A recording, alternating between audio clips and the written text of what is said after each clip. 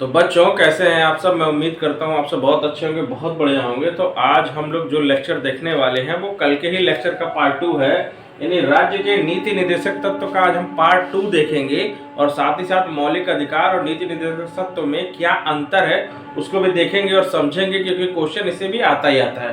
तो चलिए वीडियो को स्टार्ट करने से पहले सबसे पहले आप लोग सब्सक्राइब कर लीजिए, ताकि ऐसे ही लेक्चर आपको लगातार मिलता रहे और आपके जो है सरकारी नौकरी की जो तैयारी है उसमें ये मददगार साबित होता रहे। तो चलिए वीडियो को शुरू करते हैं और आज देखते हैं जो कल के छूटे हुए अनुच्छेद थे उसके बाद से आज हम स्टार्ट करते हैं।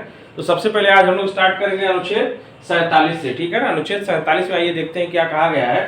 तो अनुच्छेद 47 में ये कहा गया है कि पोषाहार स्तर जीवन स्तर को ऊंचा करने तथा लोक स्वास्थ्य का सुधार करने का क्या होगा, राज्य का कर्तव्य होगा। राज्य का ये कर्तव्य होगा कि वो पब्लिक के पोषाहार स्तर का ध्यान रखे, इसके साथ ही उसके जीवन स्तर का भी ध्यान रखे और उसके जीवन स्तर को ऊंचा करने का सतत प्रयास करता रहे, लगातार प्रयास करता रहे और उसके स्वास्थ्य की, उसके हेल्थ की भी देखभाल करने का जो जिम्मेदारी है वो किसकी है, वो है राज्य की, ठीक है ना। वो है राज्य की ये टोटल रिस्पॉन्सिबिलिटी है कि वो पब्लिक की, अपने जनता की इन सारी बातों का ध्यान वो रखे। चलिए अब देखते हैं नेक्स्ट जो है अनुच्छेद 48। अनुच्छेद 48 क्या कहता है कि कृषि एवं पशुपालन का संगठन, ठीक है ना। कृषि एवं पशुपालन के संगठन की बात जो है अनुच्छेद 48 में कहा गया है डीपीएसपी के तहत, ठीक है। चलिए अब नेक्स्ट देख लेते हैं अनुच्छेद 48 क। 48 क का मतलब है कि इसको बाद में जोड़ा गया है, ठीक है ना, इसलिए 48 क ये हुआ है। चलिए इसको देखते हैं कि इसमें बड़ा इंपॉर्टेंट है कि ये पूछता भी है पर्यावरण का संरक्षण तथा संवर्धन और वन एवं वन्य जीवों की रक्षा करना, ठीक है ना। पर्यावरण का संरक्षण करना है और उसके साथ ही वन एवं वन्य जीवों का बचाव करना है, ये बोला गया है अनुच्छेद 48 क में, ठीक है ना। इसको ध्यान दीजिएगा, अनुच्छेद 48 का हर बार एग्जाम में पूछता है। चलिए आइए अनुच्छेद 49 देख लेते हैं। 49 कहता है कि राष्ट्रीय महत्व के स्मारकों, स्थानों व वस्तुओं का संरक्षण, जो भी नेशनल इंटरेस्ट से रिलेटेड वस्तुएं हैं, चाहे वो स्मारक हुआ, स्थान हुआ, उन वस्तुओं का क्या करना है, उन वस्तुओं का संरक्षण करना है, उन वस्तुओं को हमें बचाना है, क्योंकि ये राष्ट्रीय धरोहर की चीजें हैं। चलिए अनुच्छेद 50 देख लेते हैं, बड़ा इंपॉर्टेंट है। कार्यपालिका एवं न्यायपालिका का पृथक्करण, ठीक है ना। कार्यपालिका एग्जीक्यूटिव एवं जुडिशरी का क्या करता है, सेपरेशन की बात करता है, उन्हें क्या अलग अलग करने की बात करता है अनुच्छेद 50 के तहत, ठीक है। चलिए अनुच्छेद 51 देख लेते हैं। 51 क्या कहता है कि अंतर्राष्ट्रीय शांति एवं सुरक्षा की अभिवृद्धि, ठीक है ना।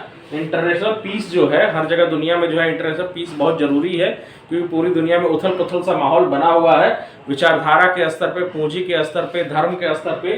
तो उसकी बात करता है, अंतर्राष्ट्रीय शांति की बात जो ये करता है अनुच्छेद 51 के तहत जो है ये बोला गया है डीपीएसपी में, ठीक है। चलिए अब अनुच्छेद 350 क देख लेते हैं।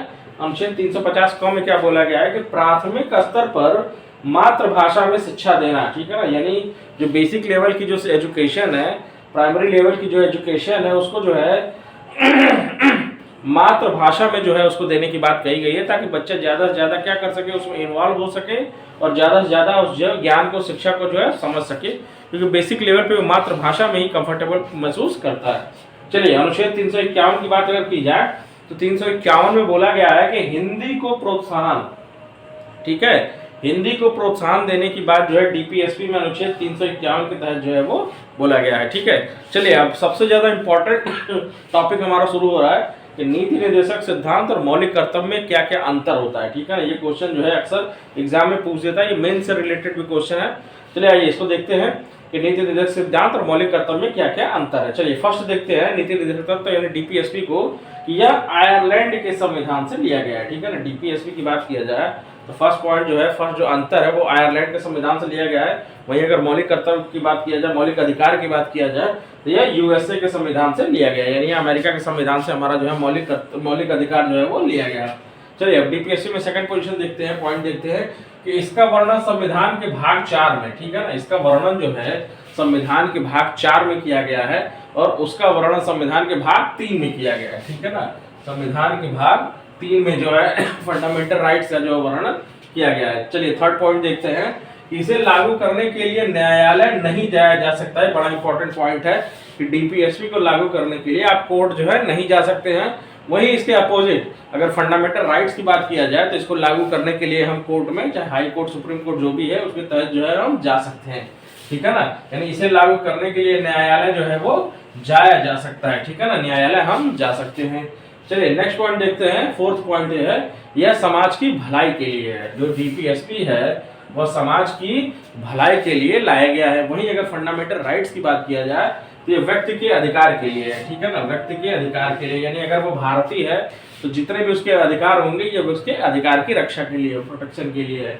चलिए नेक्स्ट पॉइंट देखते हैं, पांचवा पॉइंट, कि इसके पीछे राजनीतिक मान्यता है, ठीक है ना, डीपीएसपी के पीछे जो है वह एक राजनीतिक मान्यता है। वहीं अगर फंडामेंटल राइट्स की बात किया जाए तो इसके पीछे क्या है, कानूनी मान्यता है, ठीक है ना, इसके पीछे जो है वह कानूनी मान्यता हमें दिखाई देती है।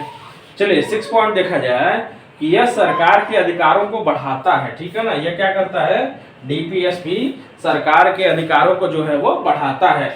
वहीं अगर फंडामेंटल राइट्स की बात किया जाए तो यह सरकार के महत्व को क्या करता है, घटाता है। सरकार के महत्व को अगर घटाएगा तो क्या करेगा, व्यक्ति के अधिकार को बढ़ाता है, ठीक है ना, व्यक्ति का अधिकार जो है यहाँ बढ़ जाता है, व्यक्ति की रक्षा, व्यक्ति की गरिमा की बात ये करता है फंडामेंटल राइट्स के तहत। चलिए नेक्स्ट पॉइंट देखते हैं। नेक्स्ट पॉइंट है कि राज्य सरकार के द्वारा लागू करने के बाद ही नागरिकों को प्राप्त होता है, ठीक है ना, और यही अगर हम इसमें मौलिक अधिकार की बात किया जाए तो यह अधिकार नागरिकों को स्वतः प्राप्त हो जाता है। अगर वह एज ए भारतीय नागरिक अगर भारत में पैदा हुए हैं तो उनको फंडामेंटल राइट्स पैदा होने के साथ ही जो है वो मिल जाता है, ठीक है ना, यानी यह स्वतः जो है वो प्राप्त हो जाता है, प्राकृतिक है, नैसर्गिक है। और यह जो है राज्य सरकारों के द्वारा लागू करने के बाद ही डीपीएसपी जो है नागरिकों को प्राप्त होता है। तो इस तरह बच्चों आज का जो लेक्चर है ये फंडामेंटल राइट्स और डीपीएसपी में क्या अंतर है, उसके बाद ये सारे पॉइंट 48 हो गया, 48 का हो गया, 49 हो गया, ये सारे एग्जाम में पूछता है, 50 हो गया, इसको देख लीजिएगा, ठीक है ना। तो आज ये डीपीएसपी का लेक्चर जो है यही समाप्त होता है, ठीक है। तो जाने से पहले चैनल को सब्सक्राइब कर लीजिए, वीडियो को लाइक करिए, शेयर करिए और चैनल के साथ जुड़िए, सपोर्ट करिए। धन्यवाद, थैंक यू।